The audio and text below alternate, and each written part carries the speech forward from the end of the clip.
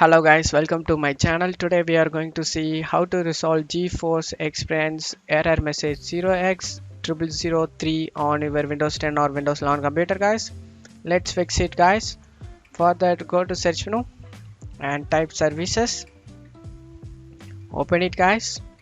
So I don't have Nvidia drivers on my computer guys. You just need to locate Nvidia temporary container service and Nvidia display container ls service and Nvidia local system container service and Nvidia network service container, and you just need to select these and double click on it and double click on that services and select each one at a time, and you need to select automatic startup type to automatic, and you just want to, if the service status is stopped, you just want to start it guys. After doing it, go to select apply and OK. After saving changes, go to log on tab and you just want to select log on as local system account guys, and you just want to enable this allow service to interact with desktop. You just want to select these options, local system account and allow service to interact with desktop. Just want to save changes like apply and OK.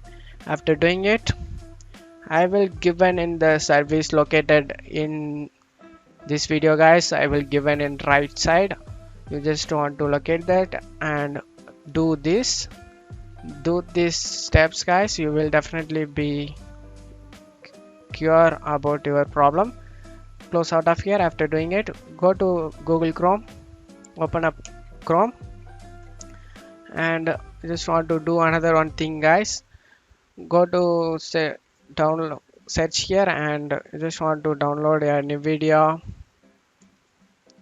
GeForce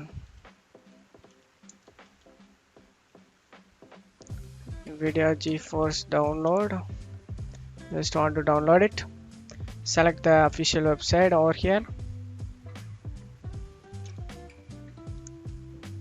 and you just want to select the Windows, Mac or Chrome OS. You just want to select where I'm using Windows PC guys, that's why I'm selecting Windows.